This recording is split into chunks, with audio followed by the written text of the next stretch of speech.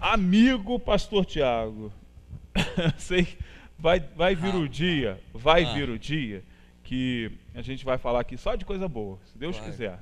Vai vir, né? Mas eu vou aproveitar aqui, a gente começou o programa nessa semana, eu vou aproveitar aqui a presença de um petropolitano, porque é petropolitano, né? Sim. E conhece muito bem a cidade, e para falar um pouco do exemplo que Petrópolis deu este ano, né?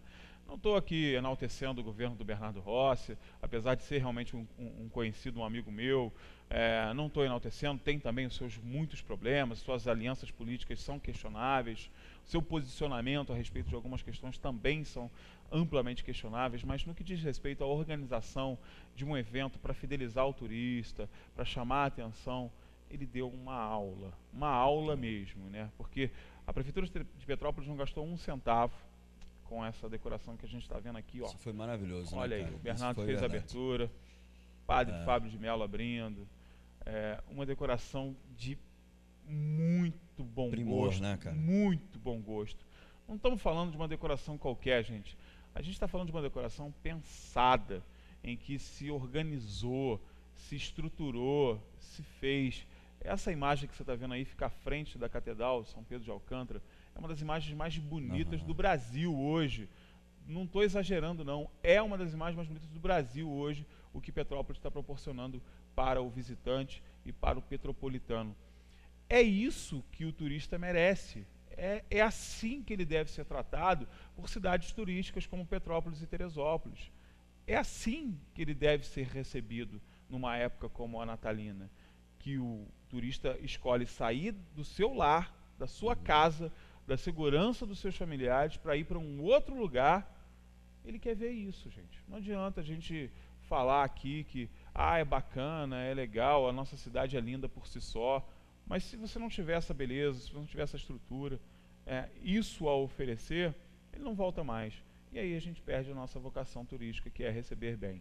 Agora eu vou perguntar para o Tiago, é tão difícil assim organizar e fazer uma coisa por um bem comum? Porque a gente viu ali, porque o engajamento da Prefeitura de Petrópolis foi um engajamento diferente, com a motivação de realmente mostrar algo diferente, mesmo no momento de crise. Petrópolis vive crise, lojas fechadas, qualquer lugar. Rua Tereza, que era um grande aspecto de me comercial. assustou passar pela Rua Tereza e ver tanta coisa fechada. Então tem crise lá também, tem dificuldade. Agora, eu acho que talvez seja a diferença o foco, né? O objetivo, aquilo que você fala sempre. É extremamente assim, propositivo, como quando você vê Petrópolis abrindo hotéis e pousadas atrás de pousadas. Eu falo disso porque eu vim do ramo da hotelaria e eu lembro muito bem como era e o que tinha, e hoje visitando Petrópolis, como isso tem aumentado. É pousada não sei o que, aí vai pegando, eu acho que vai faltar nome de império, né? Porque aí é Princesa Isabel, aí é Dom João, assim, eles tentam colocar tudo relacionado. E era uma dificuldade histórica de Petrópolis, era uma dificuldade histórica. Era difícil você conseguir hotel em Petrópolis. Exatamente. Hoje em dia, pousada, hostel, hotel, então outros empreendimentos têm sido abertos por lá. É lógico que, assim, como você mesmo falou, Petrópolis perdeu muito de empreendimento por conta de não valorizar. Uma cidade vizinha, como muitos conhecemos, Três Rios, recebeu aqueles incentivos, ou promoveu aqueles incentivos, e receberam vários empreendimentos que eram empreendimentos focados para Petrópolis, e até empreendimentos que eram de Petrópolis e que migraram para lá.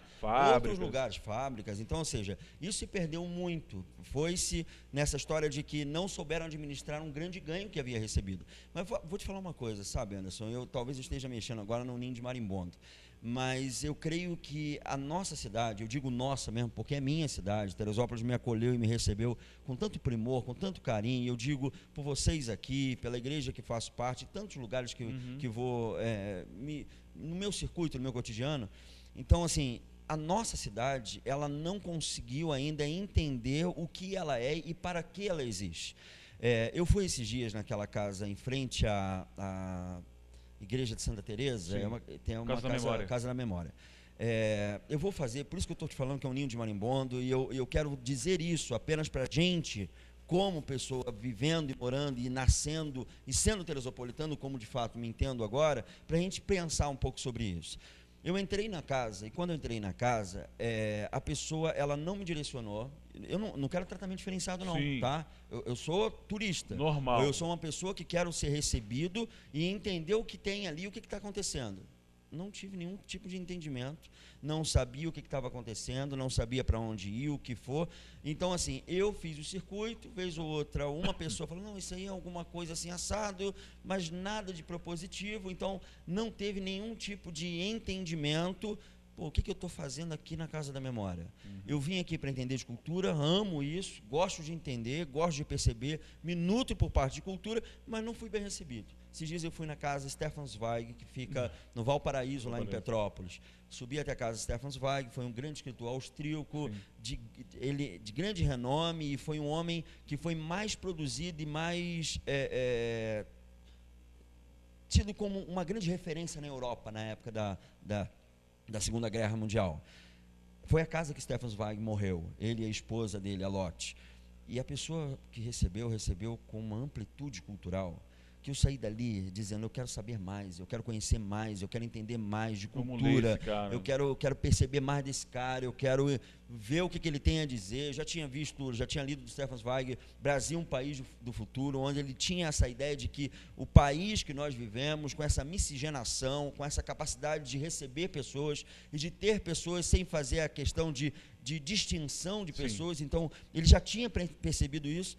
E aí você vai lá e é recebido de uma forma completamente distinta. Aí eu fico começando a pensar, será que, Anderson, nós acreditamos na nossa cidade de Teresópolis? Será que nós estamos empenhados em promover Teresópolis? Será que coisas como você disse, que parece um detalhe ínfimo, mas como uma pessoa que estava no artesanato, não tinha nada dizendo que era de Teresópolis? Aqui agora tem, mas antes você queria presentear alguém, não tinha nenhuma referência.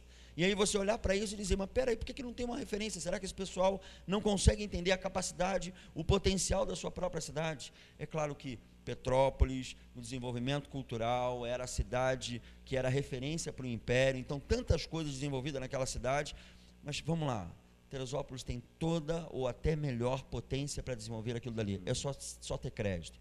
Cultura é necessário. Nós vivemos um emborrecimento da nossa sociedade. Gente que vive reproduzindo ideias e propostas impensadas, mas já que está no jargão, na boca de um youtuber que ele conhece, ou de um determinado pensador, ou dito pensador, ele vai e reproduz aquilo irrefreadamente, sem pensar sobre. Não existe uma cultura hoje. Existe uma desanálise, existe um emborrecimento nas pessoas, existe uma reprodução de ideias, existe uma reprodução de recortes. E quando a cultura ela é colocada de uma maneira mais extensa, as pessoas quase que entram em uma embriaguez. O cara não sabe o que está recebendo e não consegue reproduzir aquilo que ele está recebendo. Ou a gente acredita em Teresópolis, ou a gente acredita que o que acontece em Petrópolis pode acontecer aqui também, ou senão a gente vai continuar